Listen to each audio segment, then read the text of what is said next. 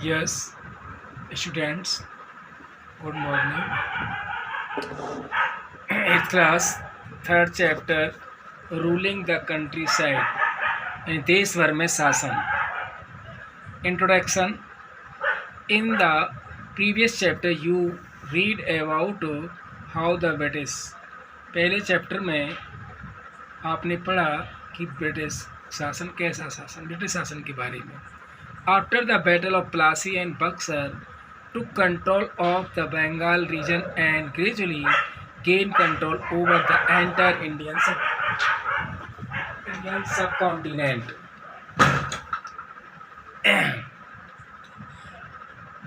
प्लासी और बक्सर की लड़ाई के बाद अंग्रेज़ों ने पूरे बंगाल रीजन पर कंट्रोल कर लिया और धीरे धीरे उन्होंने पूरे भारतीय उपमहाद्वीप को अपने नियंत्रण में ले लिया. After the battle of Buxar the British got the diwani right of Bengal, Bihar and Orissa. और बक्सर की लड़ाई के बाद जीतने के बाद अंग्रेज़ों ने बंगाल, बिहार और उड़ीसा में दीवानी प्राप्त कर ली, यानी रेवेन्यू संबंधी, राजस्व वसूल करने संबंधी अधिकार प्राप्त कर लिया from the Mughal emperor Shah Alam second, Mughal सम्राट शाह आलम से. This meant that the company become the financial administrator of those territories. इसका मतलब यह है कि कंपनी ने उन भू क्षेत्रों में आर्थिक प्रशासक का कार्य बाहर संभाल लिया. The company becomes the Diwan. Company दीवान बन गई, यानी उसने राजस्व संबंधी अधिकार प्राप्त कर लिया. On 12 August 1765 the Mughal emperor appointed the East India Company as the diwan of Bengal. 12 अगस्त 1765 को मुगल एम्परर शाह आलम ने ईस्ट इंडिया कंपनी को बंगाल का दीवान नियुक्त किया. The actual event most probably took place in Robert Clive's tent with a few Englishmen and Indians as witness. The actual event, जो वास्तविक घटना थी, वो संभवतया रॉबर्ट क्लाइव ने एक टेंट में कुछ अंग्रेज़ों और कुछ भारतीयों के साथ ये समझौता किया. As Diwan the company become the chief financial administrator of the territory under its control. As Diwan, जैसा कि उसे दीवानी में company become the chief financial administrator, company मुख्य आर्थिक प्रशासक बन गई उस क्षेत्र की, वह क्षेत्र उसके कंट्रोल में आ गया. Then it had to think of administrating the land and organising its revenue resources. Then तब इट थिंक ऑफ एडमिनिस्ट्रेटिंग, यानी वो प्रशासन के साथ साथ उस भू क्षेत्र का वह राजस्व के संसाधन भी प्राप्त हो गए. This had to be done in a way that could yield enough revenue to meet the growing expense of the company. This had to be done way of could yield enough revenue. और इस तरीके से उन्होंने एक पर्याप्त बहुत अधिक revenue राजस्व प्राप्त करने का अधिकार मिल गया और ग्रोइंग एक्सपेंस, और वो राजस्व उनका बढ़ता गया कंपनी का. A trading company had also to ensure that it could buy the product it needed and sell what it wanted. और इससे कंपनी ने का जो राजस्व था, वो व्यापार था, सुनिश्चित हो गया. अब वो है उत्पादों को, आवश्यकता अनुसार उत्पादों को खरीदने लगी और उन्हें बेचना, जिनको बेचना चाहती थी उनको खरीदने लगी. रेवेन्यू फॉर द कंपनी के लिए राजस्व. Agriculture was the main source of income initially. The east Indian company continue with the traditional existing methods of collecting revenue. Agriculture was the main source of revenue income. प्रारंभ में company के आमदनी का जो मुख्य साधन था वो खेती था ईस्ट इंडिया कंपनी का, जो वो जारी रहा। साथ ही traditional existing method of collecting revenue यानी व्यापार के उस तरीके को स्वीकार करते हुए राजस्व वसूल किया।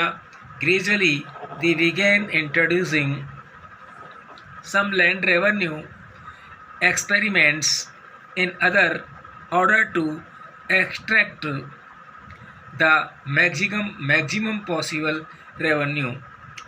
और धीरे धीरे बिगेन प्रारंभ किया, उसने शामिल कर लिया सम लैंड रेवेन्यू, कुछ क्षेत्र को, रेवेन्यू के क्षेत्र को प्रायोगिक तौर पर, और ऑर्डर टू एक्सट्रैक्ट, और उस पर बल लगाकर, उस पर जोर लगा करके अधिकतम जितना संभव हो सके रेवेन्यू लिया। The company wanted the revenue in order to purchase goods and export them, maintain an army, run the administration, and also find the numerous wars that they fought। Company चाहती थी रेवेन्यू से purchase goods, वस्तुओं को खरीदना, and export them, और उनको बाहर भेजना, निर्यात करना। जो कंपनी ने जो रेवेन्यू प्राप्त किया था उससे वो चाहती थी वस्तुएं खरीदना और उनका निर्यात करना, मेंटेन आर्मी का रखरखाव करना, रन द एडमिनिस्ट्रेशन, और प्रशासन को चलाना, and also fund the numerous बार, और बहुत से युद्धों के लिए फंड कोष की व्यवस्था करना, दैट दे फॉर, जो उन्होंने लड़े थे। Earlier the East India company had bought goods in India by importing gold and silver from Britain। Earlier पूर्व में east India company had bought, वस्तुएं खरीदती थी भारत से, और इंपोर्ट, आयात करती थी बदले में सोना और चांदी ब्रिटेन से सोना चांदी इंपोर्ट करके, आयात करके यहाँ भारत से वस्तुएं खरीदती थी। Now it could purchase goods for export with the revenue that it receive from Bengal. और अब कंपनी जो बंगाल से रेवेन्यू प्राप्त करती थी उससे वस्तुएं खरीद करके एक्सपोर्ट करने लगी, निर्यात करने लगी। However the Bengal economy began to face a deepening crisis. यद्यपि बंगाल की जो अर्थव्यवस्था थी उसे गहन संकट का सामना करना पड़ा। Artisan began to flee of their place as they were forced to sell their goods to the British at low price। कलाकार जो आर्टिसियंस थे, वस्तुओं के बनाने वाले थे, वो गांव को फ्ली टू देयर गांव, अपने गांव भाग गए, गांव भागना प्रारंभ कर दिया। As they were forced to sell, उन्हें बाध्य किया जाता था अपनी वस्तुएं बेचने के लिए। ब्रिटिश एट लो प्राइस, अंग्रेज़ों की कम कीमतों पर वस्तुओं को बेचने के लिए उन्हें बाध्य किया जाता था। Peasants were unable to pay the dues that were demanded from them, और पीजेंट्स भी असक्षम थे, अपने ड्यूज को, बकाया को चुकाने में सक्षम थे। That were demanded from them, जो उनसे मांग की जाती थी। In 1770 a terrible famine killed about 1/3 of Bengal population, और 1770 में एक भयंकर अकाल पड़ा जिसमें बंगाल की आबादी का 1/3 लोग मर गए। The need to improve agriculture, कृषि में सुधार की आवश्यकता। The company should be certain of its revenue income when the economy was in ruins। Company should be certain its revenue income, company की जो आय, राजस्व आय थी, वो आय को निश्चित करने के लिए when the company economy was in ruin, और जब कंपनी को इससे नुकसान हुआ तो most company officials began to feel that investment in land had to be encouraged and agriculture had to be improved। Most company official, जब company को उस रेवेन्यू को नुकसान होने लगा तो अधिकांश कंपनी के जो अधिकारी थे उन्होंने महसूस किया कि कृषि कृषि के सुधार के लिए उसको प्रोत्साहित करने के लिए उसमें कुछ इन्वेस्टमेंट निवेश करने की ज़रूरत है। After 2 decades of debate on the question, और आफ्टर 2 decades 2 दशक के बाद इस प्रश्न पर चर्चा हुई, the company finally introduce the permanent settlement in 1793, और अंत में कंपनी ने 1793 में स्थायी बंदोबस्त किया। The rajas and taluqdar were recognised as zamindar by the terms of the settlement. राजा और जो ताल्लुकेदार थे उनकी पहचान की जमींदार के रूप में by the term of the settlement, और उसके अनुसार व्यवस्था की गई, सेटलमेंट किया गया। They were asked to collect rent from the peasants, वे किसान से किराया कलेक्ट करेंगे। एंड पे रेवेन्यू टू द कंपनी, और वे कंपनी को राजस्व अदा करेंगे। The amount to be paid was fixed permanently, और स्थायी रूप से जो अमाउंट राशि भुगतान की राशि थी वो निश्चित रूप से स्थायी रूप से फिक्स कर दी गई। That it was not to be increase ever in future, लेकिन यह इंक्रीज इसमें वृद्धि नहीं की गई भविष्य में।